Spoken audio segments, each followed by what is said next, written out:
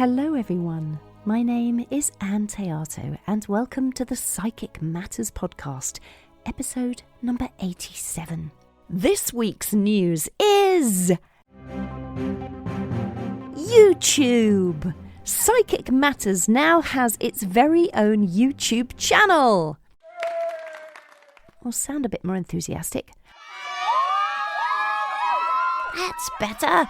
Go take a look, YouTube at Psychic Matters. I've been working very, very hard behind the scenes, studying for hours on yet another course, learning how this new and mysterious YouTube platform works so that we, as a community of psychics, mediums, healers, light workers, paranormal investigators, psychical researchers, scientists, and experts in the field can present our work to a greater global audience as our beautiful community works together to push forward and explore further the boundaries of human consciousness.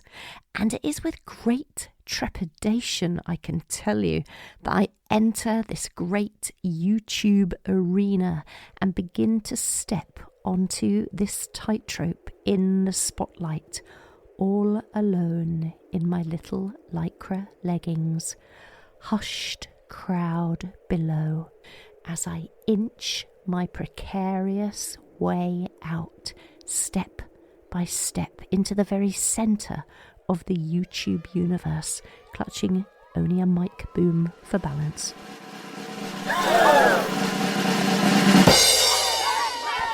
Will I be able to create view-worthy videos? Will I be able to hold viewers' attention with my wonderful storytelling whilst holding a camera at arm's length? Will I be a trusted ambassador for my community in this world and the next? I'm just at the beginning of this new journey, so there's not much to see on YouTube at the moment, but there will be. And I'm inviting you to come with me. Dear listener, come on over and join me on YouTube. I need your support. This is a little scary for me. Join me on YouTube at Psychic Matters, and if you choose to subscribe there, it's like you'll be holding my hand and supporting me all the way as I step out into this unknown world, and for that, I am so truly grateful to you. Meanwhile, it's back to this week's episode where I met with Malcolm Robinson to discuss and explore some of the mysteriously strange events and jaw-dropping phenomena that he has witnessed as a paranormal investigator. I know you are going to love this episode. My incredible guest today is an author and founder of Strange Phenomena Investigations. Malcolm Robinson, welcome to Psychic Matters. A very good day to you. It's nice to be on your show. Thanks so much for making time for us. I know you're one busy gentleman. So, Malcolm, let's start right where you are at right now. What is your current passion and what are you working on at this moment in time? Well, my current passion basically has always been to do with the paranormal, although I'm probably best known for my work in UFOs, ufology, etc., and probably in Nessie as well, because I've been down in a submarine in Loch Ness. But if truth be told, my heart lies with the paranormal, ghostly investigations, spending nights in haunted houses, and effectively just, enjoying the vibrancy that the psychic world brings to us. So I really enjoy that. At the moment, I'm working on my 12th book, which is a combination of the paranormal series that I've already done, and that's entitled Paranormal Case Files of Great Britain, Volume 4. And if truth be told, I'm just putting the finishing touches to that, looking at the photographs that's got to go in the book, and then getting that sent off to the publisher. So yeah, that's what I'm working on just now. And we have a big conference coming up at Glasgow University in June. That's the Scottish UFO and Paranormal Conference, of which myself and a number of other guest speakers will be there, purely just to educate the audience about all spooky matters and things relating to the wonderful world, which is the paranormal. I mean, that sounds fantastic. And congratulations on your 12th book. That is a huge achievement. Well done. Yeah, I mean, at the end of the day, The reason why I write my books is because I receive so much information from people all over the world. And of course, during my own investigations, that there's no purpose to put all these wonderful stories in a filing cabinet. It doesn't work. These stories have got to go out to Joe Public. And somewhere in the world, somebody will come up and say, you know what? I can relate to that. I saw that as well. And it's like a big jigsaw. Everybody's got a story to tell. And it's funny because when I give my lectures, it's always a way people come up to me and say, Malcolm, I've never told anybody about this, but I'm going to tell you. And they proceed to unload their paranormal stories. And that's the beauty of it as well. You know, you meet some wonderful, wonderful people with crazy stories, and they all just want to get that told. Yeah, I mean, people do think they are going out of their mind when they have some of these very strange paranormal experiences. What sort of things have you been investigating, or things that really stick in your mind? Yeah, there's so many. There's so many. Obviously, I'd like to tell you probably what is the best thing I've ever seen in my life as far as the paranormal goes. It has been told before, but maybe your listeners have not heard this. When I lived in London, we used to put on lectures in London, and I invited various guest speakers, etc. And at the close of one particular meeting, a lady came up to me and says, Malcolm, would you like to see ghosts? And of course I said, absolutely, you know. A long story short, it was a house in the outskirts of London, and just a normal council house. And she says that there was a psychic who was going to be turning up later, going into trance, and strange things would happen. So she took me upstairs and she took me into an adjacent bedroom, and she showed me this little wooden cabinet with glass shelves. And on this was rings and medals and coins with little tags on it. And I said, well, what's this? Oh, this is all apports, Malcolm. These fall into our seance room. And when you pick them up, they're very, very hot. And as you can see, Malcolm, it's all labelled when it's fell into the seance room. From there, she took us into another bedroom, which basically was devoid of much furniture. It only had a tall, slender sideboard in the corner of the room, and in the other corner of the room was a small chest of drawers. But also there was a black curtain from one corner of the room to the other, just where the corner goes. And behind that was a small plastic chair. And I says, well, what's going on here? Oh, the psychic will be along in about half an hour. You'll sit in this chair and he'll go into trance and, you know, strange things will happen. Yeah, sounds good. So this gentleman finally made an appearance. I padded him down to ensure that he wasn't secreting any telescopic rods or anything that could, you know, give rise to false paranormal effects. He was clean, absolutely fine. So he sat on the chair and we tied him to the arms of the chair with heavy Velcro straps. In a sense, it was just like back to the old Victorian days where they did it in big tall cabinets. Only he was sitting in the corner of the room behind this black drape, this curtain. So we tied him there. He took his shoes off and his feet were sticking out of the bottom of this curtain. You could plainly see the white socks. And there were small little bells attached to the walls of this room, which will become apparent in a moment.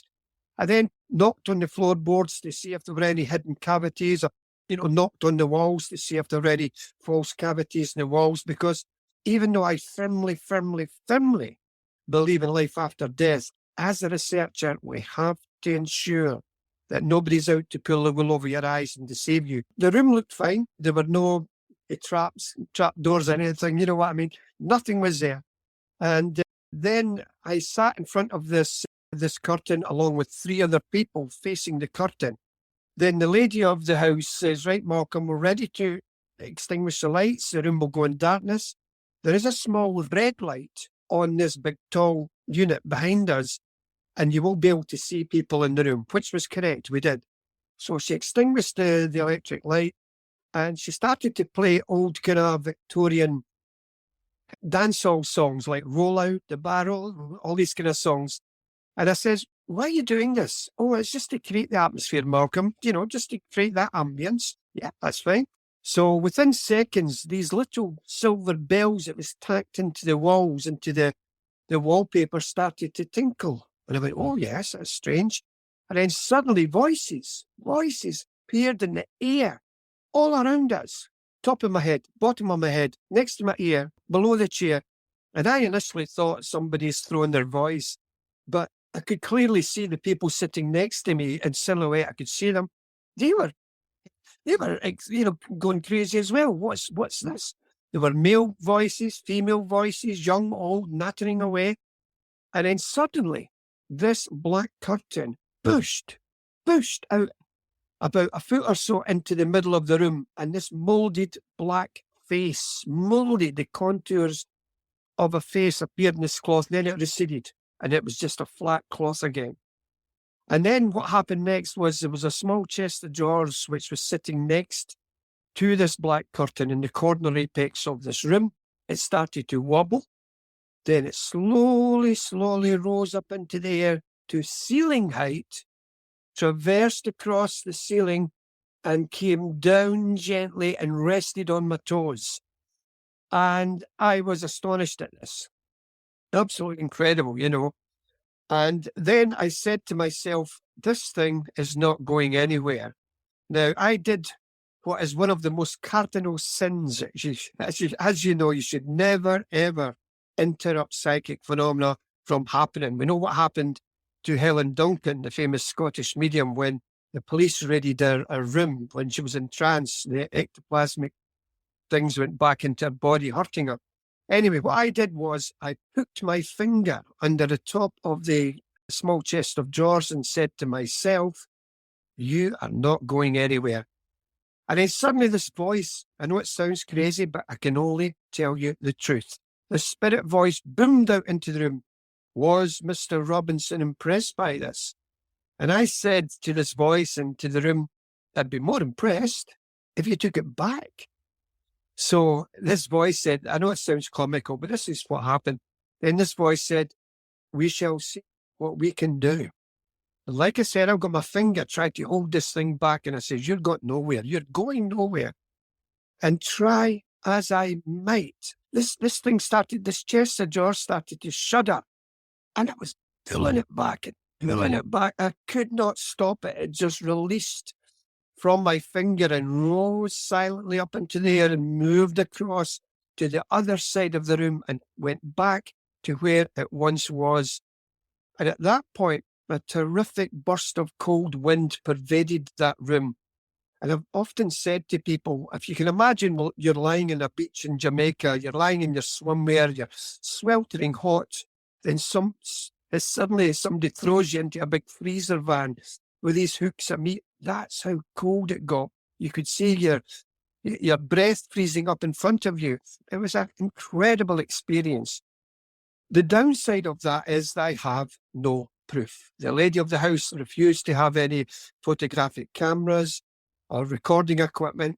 And even if I had that recording equipment and, could show that to the skeptics, people would say, well, Malcolm, you just made that up on computer. Good job, sir. You made it up on computer. So sometimes, you can't win. Sometimes you have to be there yourself to see these things happening. Lovely story, though it is, completely true. I'll never forget it. That is an incredible story. And like you say, it's a shame that you can't get proof. Obviously, that's what you're investigating. You're trying to provide evidence of these things. But can I just ask, Malcolm, why the black curtain? Why does somebody have to sit behind a curtain? Why can they not be fully seen?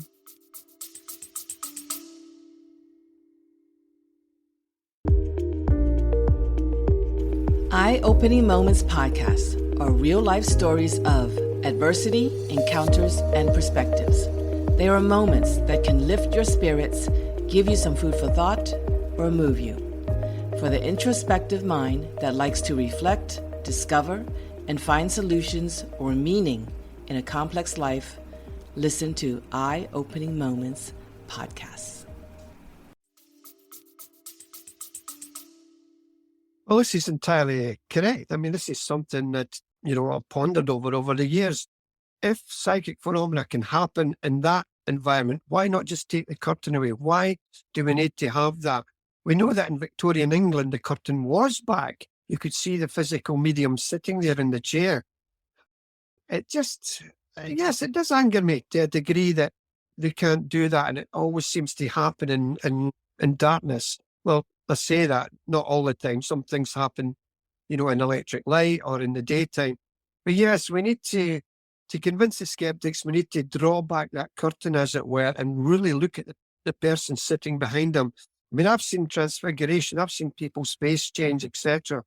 And it's quite incredible. Now, either the face did change, or alternatively, as my skeptical mind would say, when you stare at somebody's face in not an electric light, but kind of dark illuminated light, maybe a small light, and you're staring at their face, your eyes begin to water and the lines on their face may change, and you think you're looking at a face when all of a sudden you're not. Your eyes are trying to make sense of them watering and looking at this face. Now, I remember when I stayed in London, this chap says, Malcolm, you've got to come up and see this. I can make my face change. And I went, oh, here we go. So anyway, I took my good self up there to his house and I sat in front of him. And long story short, as I was staring into his face, he suddenly lost his hair. He was a completely bald head. Now, he did have hair. Then suddenly he sprouted a big beard, like Rasputin, and I got a fright at this. And again, with my skeptical mind, I'm saying, well, I know my eyes are watering. I'm staring and staring at his face. What's going on here? And that footage, I actually took video footage of that as well. And that was used on a BBC daytime programme, which they put out to their viewers. So again, whilst psychic phenomena is clearly true for me as a researcher, having been involved in the subject for over 40 years, we've got to look at the other side of the coin. There are hoaxers out there. There are psychic mediums out to take the money out of your pocket and give you falsehoods. They're body reading, etc., etc. But we know this. But get rid of all that. It's like a big sieve. Once you sieve all the nonsense away, you're left with these beautiful, wonderful gems of truth, which won't go through that grill. And it's to those bits of truth that I've dedicated the rest of my life to. Yeah, I mean, it's fantastic work as well, because we'd all love to get to the bottom of it and we'd all love to have some proof. What, in your experience, is a ghost? Well, a ghost effectively, people would tend to say that it's someone who's passed on and they've left this earth plane, or possibly not. They're in it's an earthbound spirit. They remain on the earth plane. There may be lost souls. It sounds Hollywood, but, we can only say what's been told. And but they're not all clear cut. You have ghosts that's transparent, your traditional ghosts. You have ghosts that's solid. People have passed them in the street. In fact, I was speaking to a lady not so long ago. She said that she saw this gentleman on the other side of the street walking as you were, just calmly down the street. And then she went, wait a minute, George has been dead for about 3 weeks. And it was him, she said. Then you have anniversary ghosts that will only be seen on, we'll say, for instance, the 21st of July. And they'll be walking down this stately, in this corridor in this stately home. You have crisis ghosts that will appear on certain anniversaries as well. You have the stone tape ghosts, which is another facet. I'd be here all day talking about that. So it's definitely different from a spirit. A spirit is clearly more your deceased person. It's like a ghost, you could say, is like an old VHS videotape of a recording. The more it's played, that video recording is getting lesser and lesser and weaker. The colours are diminishing. And eventually that ghost will just disappear. You won't see it anymore. Whereas a true spirit, someone who is looking to get in touch with Joe Public or family or relations, tend to be hanging around more than normal. That's a brilliant explanation. Thank you. And I hadn't really considered all the different types of ghosts you could have, I suppose. And yet, in your experience, you can interact with a ghost. Therefore, surely that can't just be a replay of events that happened in a space once upon a time. There's something else happening. What's your explanation? Yeah, absolutely. I mean, there are ghosts that are aware of you. There are ghosts that appear to talk to you. And yet, on the other hand, you've ghosts that are not aware of you whatsoever. Now this is crazy, you've even got ghosts who would go by a piece of furniture. Now, they could go walk through that furniture, but they tend not to. So we have to be careful what we, when we're looking at these ghostly phenomena, that they are indeed other alternatives as to what these are. Yeah, thanks, Malcolm. It just fascinates me. And I know that you say that you've been touched by a ghost, slapped by a ghost. Last thing, I mean, I give a lot of talks and lectures and stuff, and always somebody puts their hand up. Mr. Robinson, can you be harmed by a ghost? And the answer to that is clearly yes, I'm afraid you can. That's not what people want to hear. Okay, maybe the more stay of that is your poltergeist, etc. But having said that, yes, I have indeed encountered ghosts that have kind of slapped me. I was in a haunted house, and well, let me tell you a few more stories. I was in a haunted house in Stirling, and this lady said that she was getting a lot of paranormal phenomena occurring in her home, things disappearing, etc.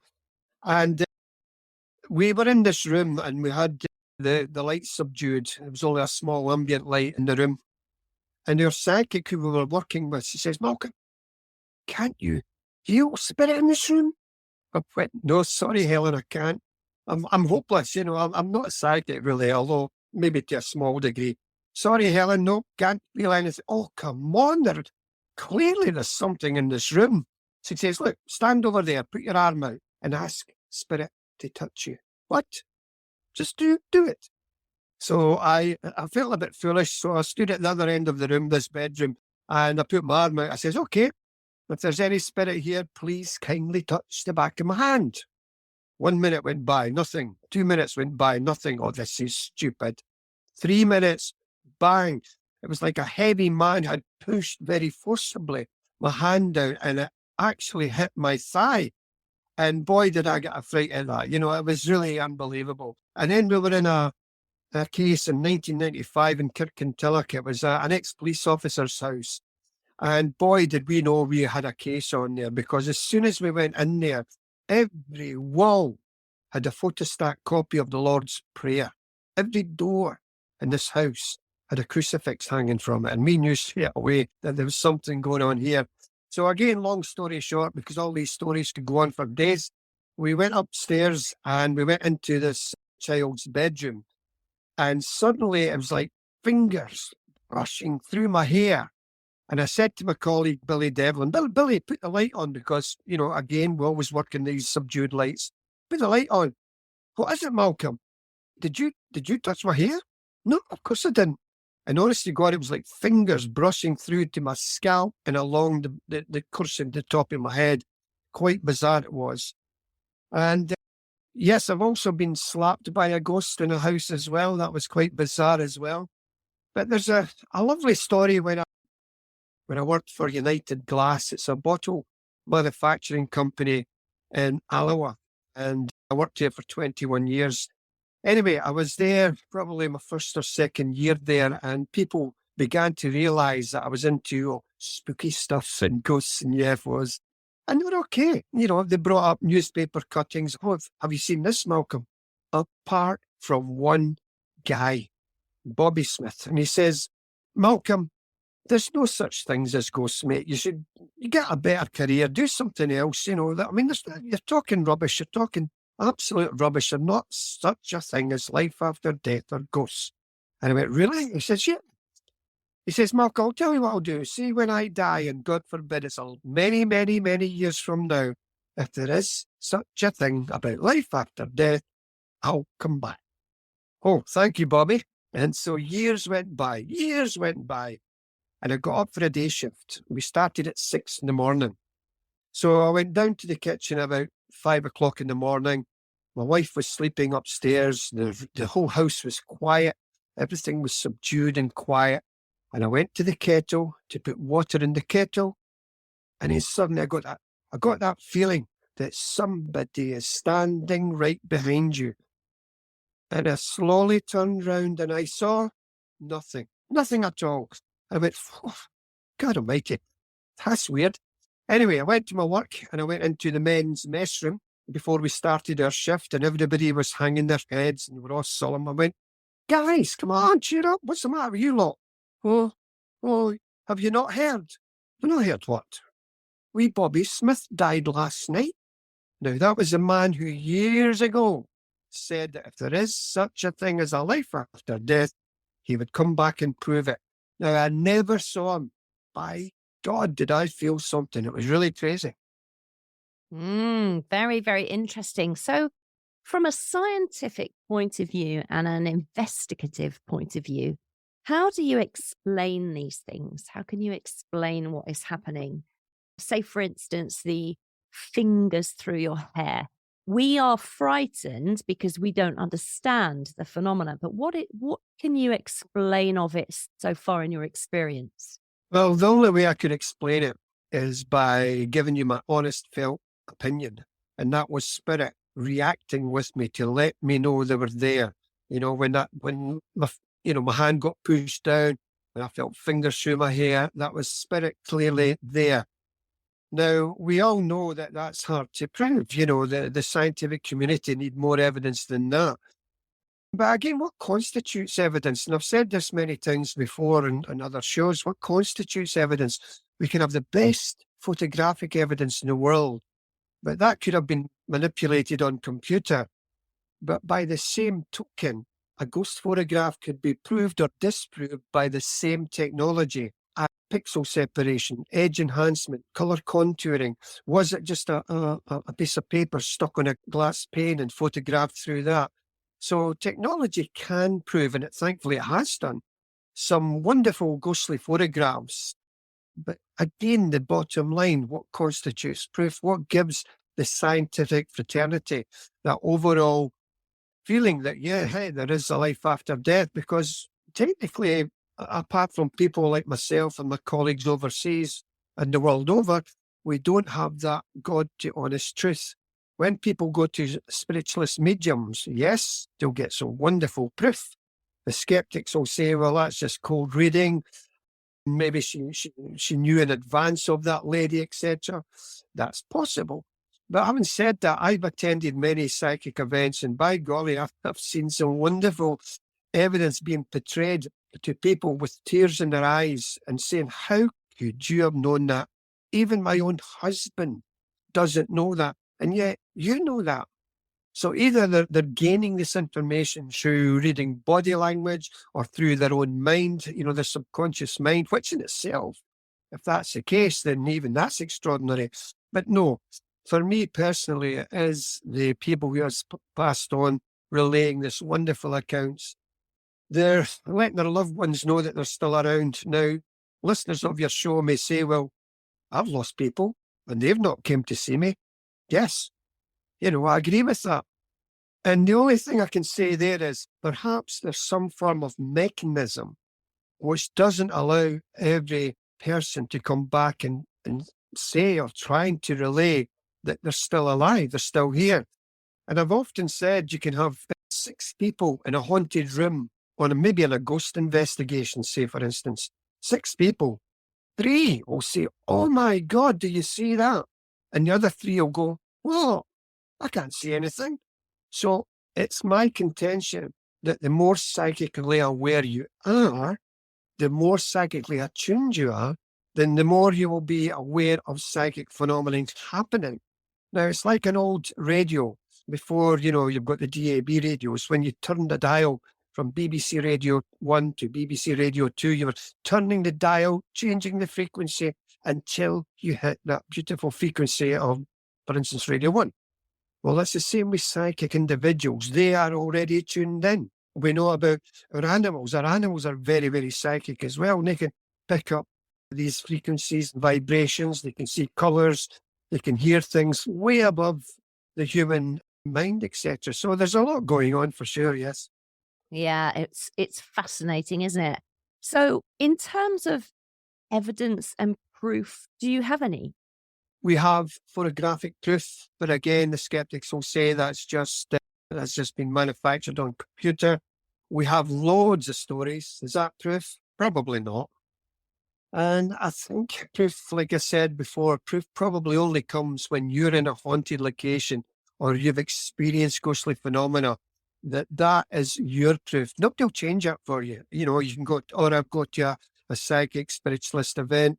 Nobody will change it for you. I remember my father, when he saw me growing up, getting interested in this, he pulled me aside and he said, "Son, your granny, my mother, as you know, she passed away a few weeks ago." I says, "Yes, Dad, I remember, yes." He said, "Well, I haven't told you this. A week or so after she passed away, I was lying in my bed and the light was out. I wasn't sleeping, son." He clearly said that. "Son, I wasn't sleeping." And he suddenly, I heard my name being called. "Robert, Robert, look at me, look at me." And he knew that that was his mother who had died a week or so prior to this. He decided, in his terrified yet excited state, to pull down the covers and look. And there, in the corner of the room, was this beautiful aquamarine light, beautiful light. And there, standing in the midst of that, was his mother. Now, the thing was, she didn't look 80 odd when she passed. She looked about 30 odd, 35. She looked younger. She looked radiant. And people have said that when they have seen their loved ones again coming back to them, they don't always look as when they passed on. They look younger. Now, she said, "Son, I have passed on.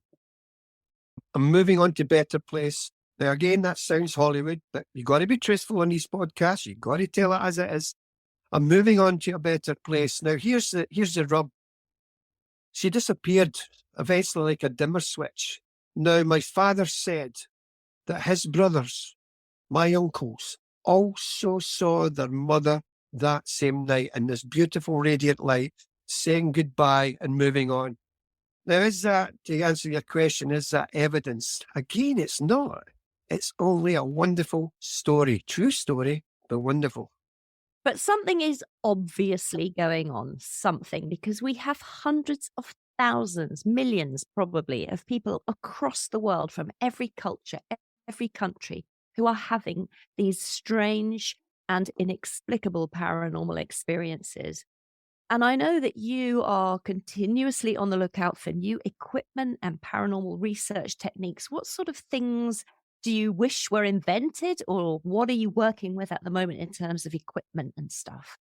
Well, I'm glad you mentioned that, because obviously in today's technology, we have K2 meters, we have this meter, that meter, we have so many different things to entice psychic phenomena to appear or interact with. And yes, you watch any television show and you'll see these K2 meters going off crazily, these red lights, the green lights, etc. So clearly the people say, well, this is spirits interacting with this type of equipment. We had Spiricom back in the day.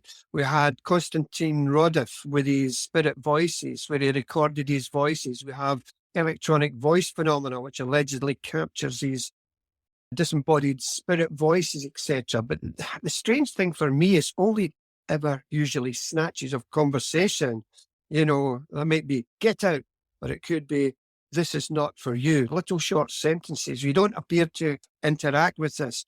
And then, of course, we have the Franks box and other devices. The Franks box, for those who don't know, it's like a big radio. It's never tuned into any particular frequency. It roams around frequencies. And allegedly, if you speak and want to contact a deceased relative or whoever, you'll say their name and you'll hear what appears to be confirmation. That, to me, I'm not enamored by that at all. I'm not enamored by all these gadgets and gizmos and gadgets. Me personally, I don't believe in any of that. Yes, it's a good tool. We should have tools to go into any given investigation. But for me personally, I've always worked with psychics, people who I would stake my life on, people who, I mean, the psychics we have used over the years. I remember we walked into one particular alleged haunted house, and I always watch your psychic as she goes into it. And you could see her face. She'll nod her head and go, "Oh, yes, yes, I've got something here." Or she'll shake her head and say she's getting nothing. So for us personally, we have that. When you look at the Skull experiment as well, they sat in a seance for a number of weeks before phenomena started to happen. But they were demanding that spirit happen. They got spirit lights, they got spirit hands. They even got a small blue, not grey, but a blue alien's face. The Scole experiment. Scole, if anybody wants to look that up on Google.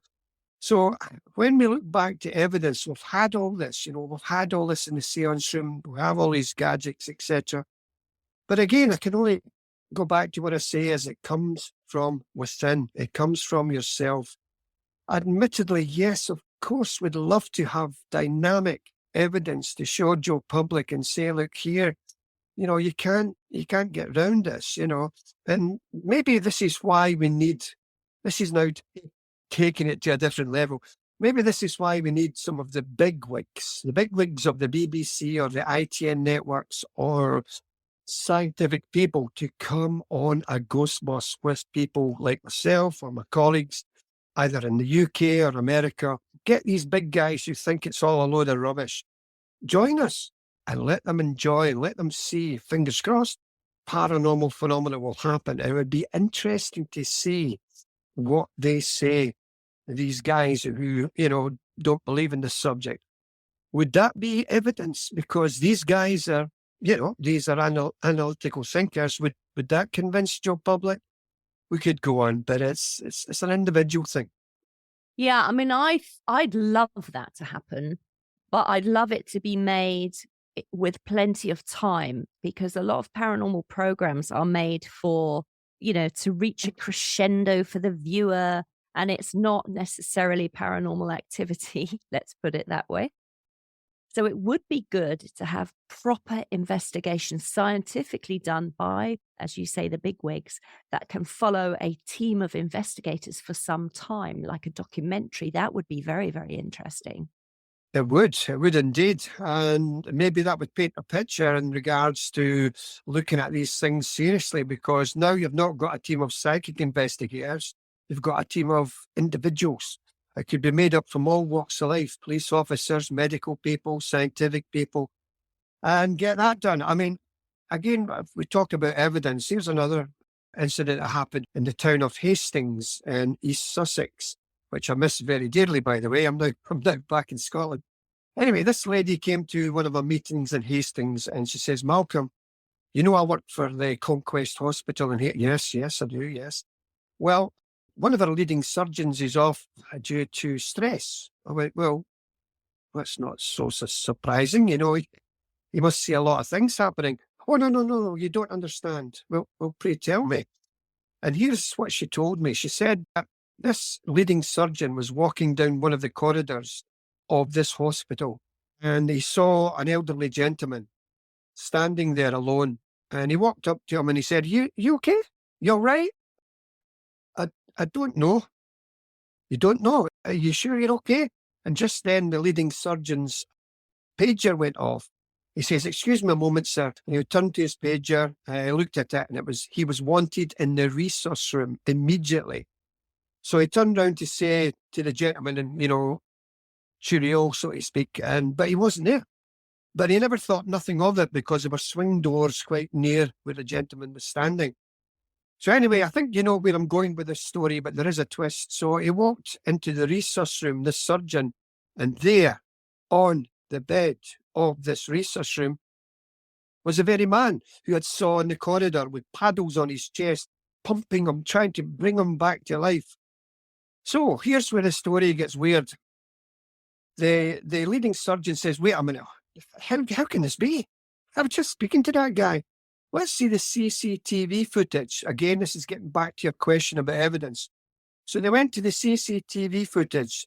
They rewound it back, and you could clearly see this leading surgeon walking down the corridor of the hospital. He stopped, he looked up, and he spoke to nothing at all. So is that evidence? Is that evidence that would convince? It certainly convinced the leading surgeon. He was so much in shock that he was off due to stress due to that. So again, it's all individual, or who knows. It's all fascinating. That's such a brilliant story as well. So Malcolm, how do you deal with your fear sometimes? Do you ever feel frightened going to some dark places, dark buildings, and wondering what might happen? Yeah, of course, it'd be foolish not to. You always go in with trepidation. When we're bringing a psychic along, we don't tell her anything about where it might be. It's usually a council house, etc. The least she knows, the better. And we do all the background work. We try and find out what's been going on. I mean, I said, for instance, I was dealing with this lady one time and I said, "Are you interested in ghosts and spirits?" "Oh, no, son, no, not me, no, no." And I looked behind her, near in the bookcase. The bookcase was flooded by ghostly books. So you have to be very observant. And, but yeah, so I forgot where I was going with the story now. It was just about your fear, do you ever feel frightened? Yes, I mean, of course you do. You have you've got to be very careful when you go into any given situation. First and foremost, as I said, you have to ensure that the story that's being relayed to you is correct, it's validated. We have to check the very foundations of where that house stood. Is it on a battlefield? Are there any ley lines crossing it? You've got to dot the I's and cross the T's and, try and find out, are there any other reasons that this house may be haunted? Are they looking for notoriety, this family? Are they trying to be rehoused? Maybe they've tried everything in their power to get out of this council house and they can't. So what's left? Oh, I know, let's make up a ghost. Maybe the council will rehouse us. So all this is in the back of your mind. So as far as being scared, yeah, there have been several times when I have been scared. Again, we were dealing a case on the outskirts of London, and my girlfriend at the time, we had went outside for a cigarette, and unbeknown to us when we were outside, the other psychic lady who we were working with at that time, she was administering healing to this lady. She was so freaked out by the phenomena. It was ongoing in our family home. So we were outside, we came back in, we sat down, and this lady was sitting in a chair in the middle of the living room. And then suddenly I screamed out, "Oh my God!" Now, what I was looking at was hundreds of small globules of these beautiful aquamarine lights flooding all over the lady, moving around her head, moving around her face, moving around her body down to the floor. And instantaneously, my girlfriend shouted out, "Yes, I can see it. I can see this." And the poor old woman's going, "What? What?" She was scared. "What are you looking at? What is it?" And I looked at the psychic and she just she's nodding her head and I'm going, "What's this? What's this?" And she says, "Malcolm, what you're looking at is the remnants of my psychic healing. When you were out having a cigarette, I was administering psychic healing to this lady, and what you're looking at is the remnants of that." And it only lasted a few seconds. Now, it was a combination of being frightened and being excited at the very same time. So, yeah, that's one of the cases, yeah. Beautiful. What a lovely thing to witness as well. That sounds wonderful. Yeah, I mean, obviously, it's one of these things that happens over the years. You cannot be involved in the subject and not come away with some strange, bizarre tales or scary tales. Here's another one. I was working with I think it was a ghost club when I was living down in England, and we went to Woodchester Mansion. And it's an old stately home. There's no furniture or fittings anymore. Only in the ground floor. And we were there to do an investigation. Now, I'm terrible. What I mean by that is I don't always do what I'm told. And the lady who was controlling this investigation of about 12 to 15 members said, "Now, whatever you do, come with me. Don't wander off yourself and get lost." Because it was late at night, it was very dark. So what did I do? I wandered off myself. And there was this passageway leading upstairs. It was all boarded off with wooden boards going left, going right. And I pulled at them. I made sure, the group was well away, or further up. And I pulled at these boards and some of them came loose. And I just gingerly went into this area with my torch. And it was a set of stairs that leaded up to the small room. So I went up to the small room and I lay down on my back against the wall. And you could hear the cows gently mooing in the farmland. And I was asking Spirit to come forward and make themselves known.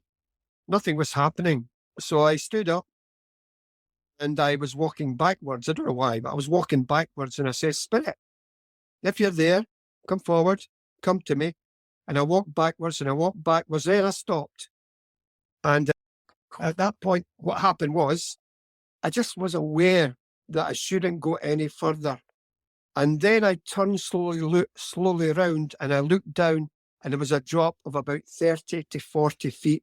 There were no more part of that room. It was just a void. Now, if I hadn't had this feeling that something was happening, I may have walked to my death.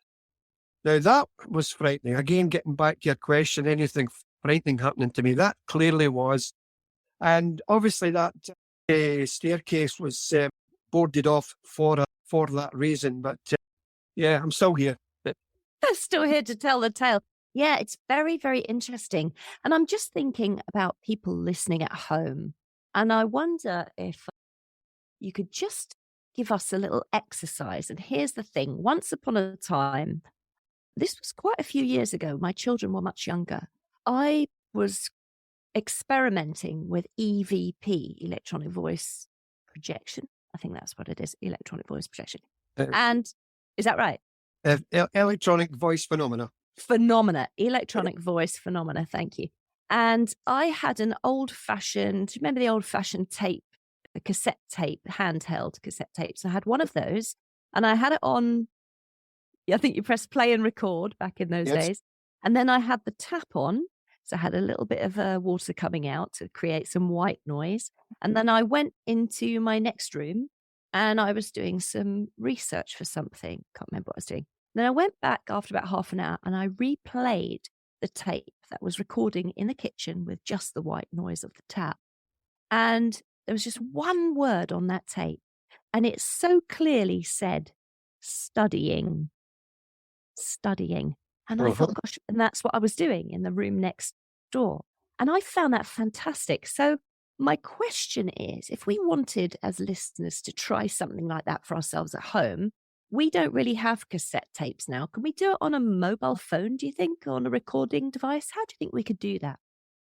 Yeah, I always said to any investigation we go to, we ask when we move away from that house, we ask the occupants of the house to do that. And you can do that by, if you have an iPhone, you will have an audio part of that where you can do recordings and just gently go into, more so if you believe your house is haunted, gently go into one of the rooms, make sure everything's quiet, there are no televisions on and no traffic outside, and just gently speak into your mobile phone on record and say, if spirit is with me, please make yourself known. And give it maybe about 15, 20 seconds, maybe ask another question. Are you male? Are you female? And just diversify the questions and give it about 15, 20 seconds gap and then replay that. And that's when you get to hear some incredible voices. Not all the time, admittedly, but sometimes you will get a name, a voice, a sound, or etc. It's a wonderful, wonderful thing to try. And again, getting back to your question on evidence, is that evidence? You could play that to somebody and you'll always get the skeptic saying, oh, that was a friend of yours in the room saying that. So that's the problems you have. But that's an exercise for your listeners to try. And that is to take your iPhone and put it on record and then just do that and see what happens. Oh, thank you. I'm going to try that. When this is finished, I'm going to straight into my dining room because I live in this 17th century cottage. Well, my partner does, and I'm visiting him. And I think there must be lots and lots of historical things that have happened here. So I'm going to go and try that. But just before you go, Malcolm, I know you also work investigating UFOs and such things. Can you tell us a little bit, perhaps a story or two of your UFO experiences? Well, again, there are many stories you could tell. I suppose probably one of the better ones is the story that took me off the skeptical fence, because when I started in this field, Anne, I was very, very skeptical. I felt there were no validity to ghosts, poltergeists, UFOs, what a load of rubbish. But it's like anything else in life, once you traverse through life, once you get your hands dirty, once you speak to people, once you put yourself in those environments, there's no smoke without fire. So the UFO case that took me off the fence is a well-known case. I've written a book about it. It's called the Deathment Woods UFO incident.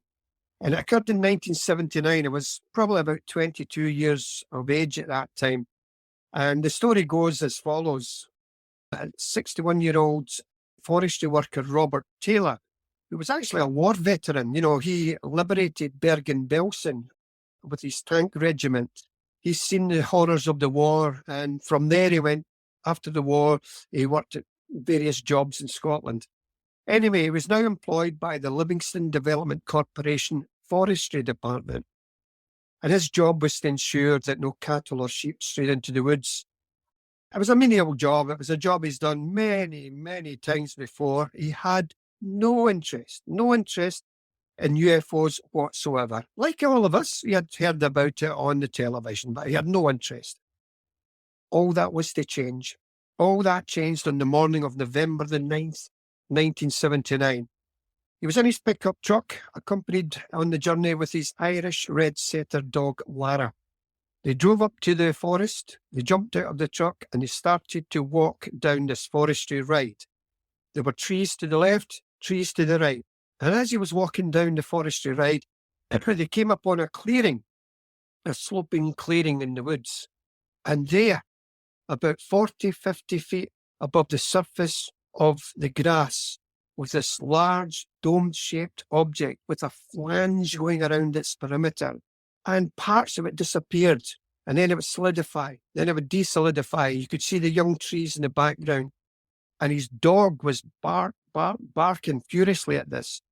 And Robert Taylor, he's never seen the likes of that in his life. What the hell is this? And then suddenly, as if the scene couldn't get any more stranger and bizarre, it did. Because what resembled 2 Second World War sea mines, if you cast your mind back into those war movies, you saw these circular mines with these prods sticking out, floating in the North Atlantic and the shipping lanes. Well, resembling them, and dropped down from beneath this object, impacted on the grass, and started to slowly roll across the grass towards it. Needless to say, I mean, obviously he's terrified. And then they stopped, and then they projected these rod-like projections to his person, grabbing him very forcibly at his hips and pulled him very forcibly downwards towards the grass. Now, just before he lost consciousness, he remembers a terrible burning smell pervading the whole area, and also a swishing sound or a swooshing sound. And then bang, he lost consciousness. When he regained consciousness, the larger object was gone, the smaller objects were gone. There was over 40 holes and impressions in the grass, triangular and circular impressions, track-like marks. He had a nasty graze on his forehead. He had a nasty graze under his chin. He had a terrible pounding headache. He had a terrible thirst. His trousers were torn. His jersey was all muddied. And he managed to stagger back to his pickup truck, and he tried to radio bass, but he found he couldn't speak. His voice was completely dry. So he managed to stagger back to his home in a small town of Deans, which is near Livingston. And Livingston is near Edinburgh in central Scotland. When his wife saw him, she went, "What the hell has happened to you?" And he said, and again, I can only tell the truth to what he said, "I've been attacked." You're what? You've been attacked by who? By men? No, by a spaceship thing. So she said to her husband, "Look, come in, there are no such things as a spaceship. Come on, what's going on with you?" But then she realised she had been married to her husband for years. She loved the man, and she knew her husband would not make up a story of that nature.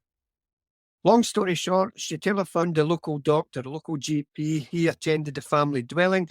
He attended to Bob. He had an elevated heart rate. He kept complaining of a smell, but nobody else could smell it. And then he said, "Look, we've got to ask you to go to Bangor Hospital," which was about a mile or so away from where they lived. Again, long story short, he went there. He waited 1 hour. He waited 2 hours. He waited to be seen.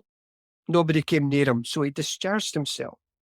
By that time, his forestry boss, Malcolm Drummond, had notified the police, and they went up with Bob to the area, and there, yes, clear as a bell, clear as day, were these marks on the grass. The police fenced off the area, and it was treated as a criminal investigation by person or persons unknown. Clearly, this was something happened there. And this is when I became involved. I interviewed Bob several times. I interviewed police officers several times, one of which, Detective Sergeant Ian Wark, knew Bob from down the local bowling club. He says, Malcolm, he's a salt of an earth guy. He would never make up a crazy story like this. So in 1993, we, with the help of the Livingston Council, had a big cairn put there with a plaque. And then a few years ago, with the West Lothian Council, I managed to get signage put into the woods, which allowed people to find this location, because people were travelling from all over the world wanting to see this area, but they couldn't find it. They didn't know where to go. So now, with the help of the West Lothian Council and the signage, people can now go to that site and see where it happened. And he always said, he says, Malcolm, oh God, how I wish you had have seen what I saw that day. But getting back to your question earlier about evidence, it's one man, it's his testimony, and it's individual. Absolutely fascinating. Malcolm Robinson, thank you so much for joining us today and sharing all of these incredible stories and evidence in themselves, I feel. But like you say, how can we prove it? It's so interesting. And I'm sure that everybody listening will just find this really fascinating, truly food for thought. Where can people get hold of you if they want to get in contact, Malcolm? Well, I do have a Facebook site, and if they look for Malcolm Robinson on Facebook, the image to see is of my Socky Poltergeist book. So if you see that image, that'll be me. And again, if anybody wants to read any of my books, they are available on Amazon. That's a combination of books dealing with ghosts and poltergeists, also Nessie, and also UFOs. And yeah, so it's all there. People can find it there. Oh, that's fantastic. Thank you so much, Malcolm. I wish you all the very, very best with everything going forward. It's been fabulous talking to you today. Thank you very much, Anne. And you're doing a wonderful, wonderful job yourself. You're educating people with these podcasts, so long may it continue. Thank you. Malcolm Robinson there, everyone. Wasn't that just a brilliant conversation? I have so many questions. I could speak to Malcolm all day, and definitely I'm going to invite him back as a guest. Meantime, if you want to know more about his work, you can purchase his books on Amazon. And to get the URLs and links easily and anything mentioned in this podcast episode, go to my website, anteato.com, and click on the podcast tab, and you'll find the full transcript along with the show notes. And there will be links there which will take you directly to Malcolm's work. Meanwhile, I wish you all a wonderful couple of weeks. Don't forget to support and subscribe to my new YouTube channel at Psychic Matters. And if you've had a paranormal experience that you'd like to share with us, you can leave a voice recording and send it to me by email, or you can just send me an email. That would be wonderful. I'd love to hear from you. I'd love to hear your experiences. Send your stories to anne@anteato.com. My name is Anne Teato, and thank you for listening to Psychic Matters.